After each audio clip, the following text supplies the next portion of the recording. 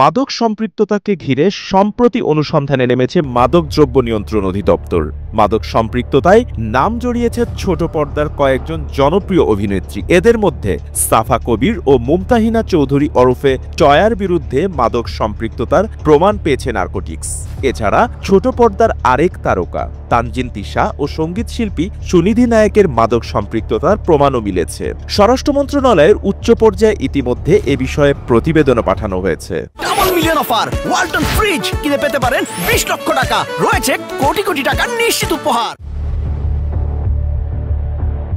সম্প্রতি মাদকসহ গ্রেপ্তার হওয়া এক বিশ্ববিদ্যালয় ছাত্রকে জিজ্ঞাসাবাদের সূত্র ধরে তথ্য প্রমাণ সহ এসব তারকার নাম বেরিয়ে আসে।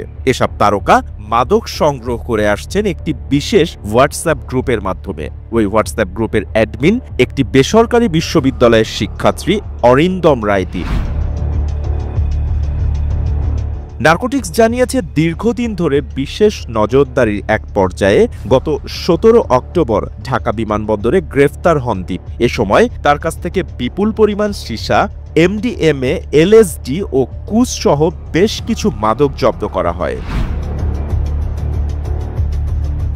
সংশ্লিষ্টরা জানিয়েছেন, দ্বীপের হোয়াটসঅ্যাপ গ্রুপে সাফা, টয়া, তিশা এবং সুনিধি নায়কের নামে সেভ করা কয়েকটি নম্বর থেকে নিয়মিত মাদকের অর্ডার দেওয়ার প্রমাণ পাওয়া যায়। নম্বরগুলোর রেজিস্ট্রেশন রেকর্ড যাচাইয়ে দেখা যায় সেগুলো সাফা কবির ও টয়ার নামেই রেজিস্ট্রেশন করা, তবে তানজিন তিশার নম্বরটি তার মায়ের নামে রেজিস্ট্রেশন করা রয়েছে।